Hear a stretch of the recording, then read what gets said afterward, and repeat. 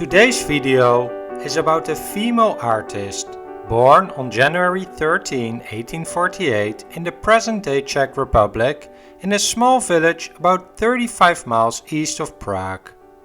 Her name is Antonietta Brandeis, and she is known for so-called Vedute paintings, realistic yet romantic views of cities. And while she grew up as a child in Bohemia, she moved during her teenage years to Venice, where she would spend most of her life. And so her works mostly show the beauty of the floating city of Venice, but she also painted a fair share of works in the city of Rome and in Florence, where she would live and work for the last 2 decades of her life. I have studied her work in great detail and have even written a beautiful coffee table book about her, for which you can find a link in the description box below. This video is more of a summary of her life and work, but the book, the first one ever written about her, contains much more information about her life as a female artist and the many gorgeous works that she painted. Her works are characterized by great attention to detail combined with a colorful palette to capture the beauty and light of the architectural views that she painted. Here are some more examples of her work.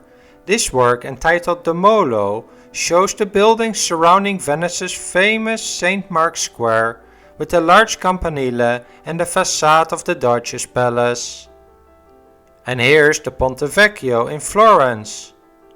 And how about this view of Rome with St. Peter's Basilica in the distance?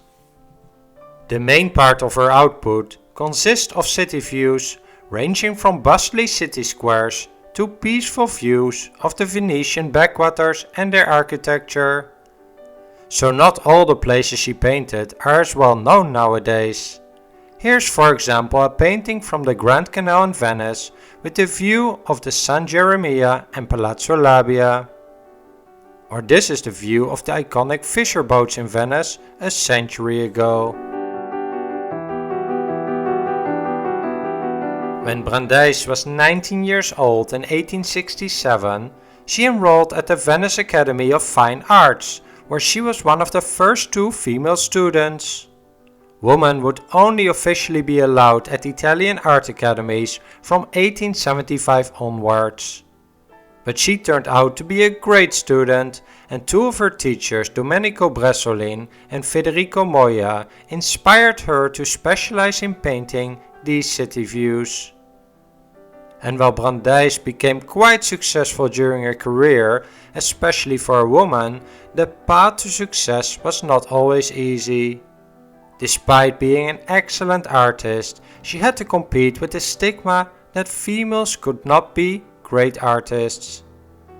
Especially in the beginning of her career, she would receive praise for her works at exhibitions, but when people learned that it was painted by a woman, there was a chance that they quickly changed their opinion. So when she exhibited her work outside of Venice, she used at times the pseudonym Antonio Brandeis. Luckily, there was plenty of demand for the Vedute paintings of Brandeis.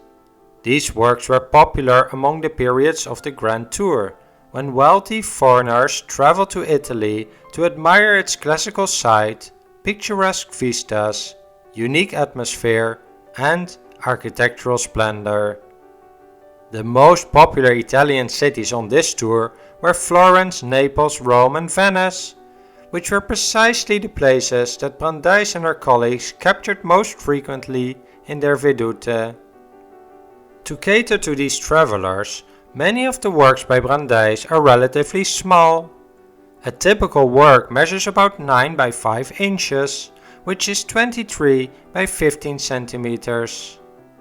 To put that in perspective, that is smaller than the size of a laptop screen.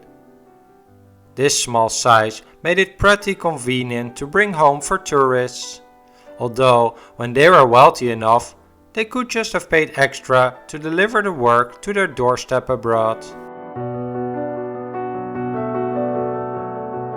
Brandeis captured the unique atmosphere of Italian cities in combination with a crisp rendering of their architecture. For my book, I have collected over 400 works by Brandeis, and 75% of them show views of Venice. 10% shows Florence, and about 8% are views of Rome, and the remainder is painted in other areas of Italy. Here are a couple of works of Sorrento and Naples. There's this view of Siena, the baptistry in Pisa, and a view of Tivoli and the surrounding landscape. Before this video, some of you may have never heard of Antonietta Brandeis. And the reason is that her works are not part of almost any museum collections. The reason is that she painted these works for international visitors who typically bought one or a couple of works as a memory from their trip to Italy. And they were not going to sell this memory easily. And the museum back in the day was not that interested in these kinds of memories. But as time went on and the paintings have been passed on to the next generations, they have started to appear at art auctions. And they are popular as they make us remember of some of the cities that many of us still love today. This work, entitled Venice, a view of the Piazza San Marco, sold last year for $441,000. Alright, that may be a bit expensive, and the average price is much lower, around $12,000. And if you want, you can always order a canvas print or a poster for much less. Well, I hope you enjoyed this overview of the art of Antonietta Brandeis. If you want to learn more, you can check out the book I have written about her life and art. You can find a link in the description box below this video, or just go directly to www.amuzeartbooks.com. And if you have any questions or comments about her art or anything else in this video, just leave a comment down below. Thanks for watching.